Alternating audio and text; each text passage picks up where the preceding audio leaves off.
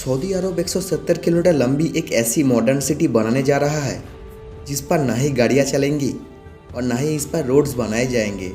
बिल्कुल सीधी लाइन में बनाया जाने वाला ये दुनिया का सबसे पहला और सबसे बड़ा शहर होने वाला है, जिसको 2030 से पहले कंप्लीट करना सऊदी किंग और क्राउन प्रिंस का सपना है। सऊदी रॉयल फैमिली दुनिया की अमीर फैमिलीज़ में इसका नाम आता है।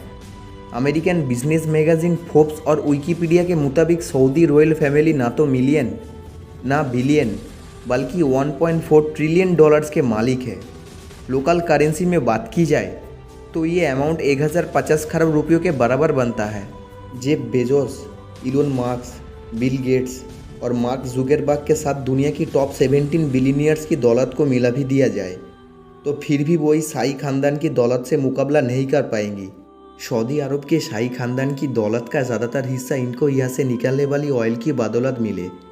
ऑयल निकलने से पहले सऊदी अरब सिर्फ रिलीजियस टूरिज्म पर डिपेंडेंट था, लेकिन 1938 में यह पहली बार ऑयल पाया गया और देखते ही देखते पूरे सऊदी किंगडम का नक्शा ही बदल गया। आज सऊदी अमेरिका के बाद दुनिया का दूसरा बड़ा ऑयल प्रोड्यूसर है, जो सिर्फ एक दिन में 1 करोड़ से भी ज़्यादा बैरल्स ऑयल प्रोड्यूस करके 85 कंट्रीज़ को सेल करता है। लेकिन ये सब कुछ हमेशा ऐसे नहीं चलने वाला। स्टैनफोर्ड यूनिवर्सिटी में की गई एक रिसर्च में साइंटिस्ट को एक सॉलिड एविडेंस मिले हैं कि जो क्रूड ऑयल हम पिछले 150 सालों से इस्तेमाल करते आए हैं वो अब जल्द ख़त्म होने वाला है। यानी ज़मीन के नीचे ऑयल रिसोर्स का द एंड जल्द ही होने वाला है। एक रिसर्च के मुताबिक बताया गया है कि 2052 तक दुनिया से क्रूड ऑयल ख़त्म हो जाएगा। यानी उसकी क्वांटिटी इतनी कम रह जाएगी कि उसको निकालना प्रॉफिटेबल ही नहीं रहेगा। तो आखिर 2052 के बाद सऊदी किंगडम अपना गुजारा कैसे कर पाएंगी? गुजारा तो शायद हो जाए, पर यह सहाना लाइफस्टाइल कैसे बरकरार रहेगा? क्राउन प्रिंस मोहम्मद बिन सलमान ने अभी से ही सऊदी किंगडम को ऑयल की डिपेंडेंसी से हटाने का काम शुरू कर दिया है।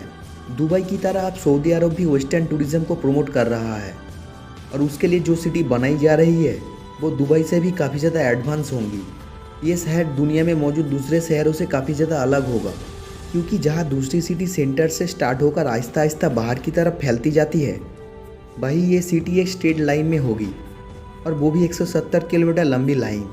ये लाइन सिटी जिसका नाम नियोम रखा गया है, ये सऊदी अरब की इकोनॉमी को डाइवर्सिफाई करने का सबसे पहला चेंजेस है। मोहम्मद बिन सलमान जो सऊदी किंग बिन अब्दुल अजीज़ अल सऊद के बेटे हैं और अनऑफिशियली पूरी कंट्री को चला भी रहे हैं, उनके मास्टर प्लान में 2030 तक सऊदी को ऑयल की डिपेंडेंसी से हटाना भी शामिल है। नियोम सऊदी अरब की ताबुक प्रोविंस में बनाया जा रहा है, जहां पर गवर्नमेंट ने इस नई सिटी के लिए एक स्पेशल जोन अलाउड किया है। इसका एक साइड गल्फ ऑफ अकाबा और दूसरा साइड रेड सी को लगेगा, जबकि इसकी समुंदर से सिर्फ 5 किलोमीटर दूर इजिप्शियन सिटी शार्म एल शेख है, जो ऑलरेडी एक टूरिस्ट हॉटस्पॉट बन चुका है। दोनों कंट्रीज़ के हुकूमत का प्लान है कि नियोम और शार्म एल शेख को एक ब्रिज के सहारे कनेक्ट किया जाएगा, जिससे दोनों कंट्रीज़ को न सिर्फ टूरिज्म में फ़ायदा होगा बल्कि दोनों के दरमियान इजराइल को बाईपास करके एक लैंड कनेक्शन भी बन जाएगा। सऊदी गवर्नमेंट की तरफ से नियोम का जो नक्शा प्लान किया गया है वो वाकई काफ़ी इंटरेस्टिंग है। क्राउन प्रिंस का कहना है कि द लाइन सिटी की बेशुमार फ़ायदे हैं और ये दुनिया को नेक्स्ट लेवल तक ले जाने का एक रोल मॉडल होगी। ये सिटी 3 लेवल्स पर फैली होगी, जिसमें ग्राउंड लेवल में ना ही गाड़ियाँ चलेंगी और ना ही कोई रोड बनेगा, बल्कि ये लेवल नेचर से भरपूर होगा, जहाँ सिर्फ पैदल चलने वालों की जगह होगी। दूसरे लेवल को सर्विस लेयर का नाम दिया गया है, जिसमें सारी कॉमर्शियल एक्टिविटी जैसा कि शॉप्स, ऑफिस और मॉल्स होंगे। इस लेवल पे रोड्स होंगे और गाड़ियाँ भी इसी लेवल पे चलेंगी। नियोम का तीसरा लेवल इस सिटी का बैकबोन साबित होगा, क्योंकि यहाँ पर ultra high speed transport system बनाया जाएगा, जो लोगों को 170 किलोमीटर पर फैले शहर के एक कोने से दूसरे कोने तक सिर्फ और सिर्फ 20 मिनटों में पहुँचने की काबिलियत रखेगा। नियोम दुनिया की बाकी सिटीज़ के मुकाबले बिल्कुल डिफरेंट होंगी, क्योंकि ये पूरी सिटी इसमें मौजूद electrical system, transport system, industries सब कुछ रिन्यूएबल एनर्जी के ज़रिए चलेगा। यानी जो ऑयल 2052 में ख़त्म होना है, नियोम के लिए वो 2030 में ही ख़त्म हो जाएगा। ये लाइन सिटी जहाँ रेड सी के समुंदर से गुजरेगी, भाई इसका ज़्यादातर हिस्सा 4500 फीट ऊंचे पहाड़ों से भी गुजरेगा और सऊदी गवर्नमेंट ने इस हिस्से को ट्रोजेना का नाम दिया है। प्रोजेक्ट की कंस्ट्रक्शन के लिए किसी भी पहाड़ को नुकसान नहीं पहुंचाया जाएगा, बल्कि इसी नेचुरल लैंडस्केप की खूबसूरती को इस्तेमाल करके इसमें डेवलपमेंट की जाएगी। जहां एक vertical village, outdoor resort, mountain to mountain transport system, health centre और लग्जरी एंटरटेनमेंट सेंटर भी बनाए जाएंगे। इस लाइन सिटी की जियोग्राफिकल लोकेशन ऐसे रखी गई है कि दुनिया की 40% पॉपुलेशन यह 4 घंटे में पहुंच सकती है और सऊदी क्राउन प्रिंस का टारगेट है कि 2052 तक 1 अरब की पॉपुलेशन अटैक करना है। अब जाहिर है इतनी एडवांस और फ्यूचरिस्टिक सिटी पर खर्च भी ठीक ठाक होगा। सऊदी गवर्नमेंट ने नियोम प्रोजेक्ट के लिए $500 बिलियन का बजट एलोकेट किया है, जो तकरीबन 37,500 अरब रुपये बनते हैं। अच्छी खबर यह है कि इस प्रोजेक्ट पर काम स्टार्ट हो चुका है। सबसे पहले तो यह कुछ और हो ना हो 1000 एकड़ के एरिया पर फैले आलीशान रॉयल पैलेसेस और रॉयल स्वीट्स बनाए गए हैं। प्राइवेट बीच फ्रंट पर बने और बीच रेगिस्तान में हरे भरे लॉन से घिरे हुए ये महलात सऊदी किंगडम की शाही खानदान की आराम का है, जिसमें बजाय दिखने वाला ये प्राइवेट गोल्फ क्लब और 2 प्राइवेट आइलैंड भी है। इस पूरे एरिया को नियोम पैलेस का नाम दिया गया है, जहाँ पर 2 हेलीपैड्स भी मौजूद है। नियोम सिटी के लिए एक रीजनल एयरपोर्ट भी बनाया गया है, जो कि 2019 से फुल्ली ऑपरेशनल है। लेकिन फिल वक्त यह कंस्ट्रक्शन टीम और दूसरे स्टाफ को सऊदी कैपिटल रियाद से नियोम तक लाने के लिए इस्तेमाल होता है। सऊदी हुकूमत जहां इस प्रोजेक्ट को लेकर बहुत सीरियस है, वहीं उनको बहुत सारा चैलेंजेस का सामना भी करना है। उनकी तरफ से ये दावा किया जा रहा है कि नियोम सिटी 100% रिन्यूएबल एनर्जी पर चलेगी। तो फिर सवाल ये है कि पीने का फ्रेश वाटर जो अभी फॉसिल फ्यूल के ज़रिए सी वाटर को फिल्टर करके इकट्ठा किया जाता है, वो बगैर फ्यूल के कैसे मिलेगा? क्योंकि ये बात तो हम सबको पता है कि सऊदी अरब में फ्रेश वाटर की कोई एक भी रिवर नहीं है। 1 अरब लोगों के लिए इलेक्ट्रिकल अप्लाइंसेस 100% रिन्यूएबल एनर्जी पर ऑपरेट करने के लिए क्या कुछ करना पड़ेगा, और ग्रीन एनर्जी से चलने वाली अंडरग्राउंड हाई स्पीड ट्रेन्स इतना जल्दी कैसे तैयार होंगी? इन सब सवाल के जवाब बहुत सिंपल है।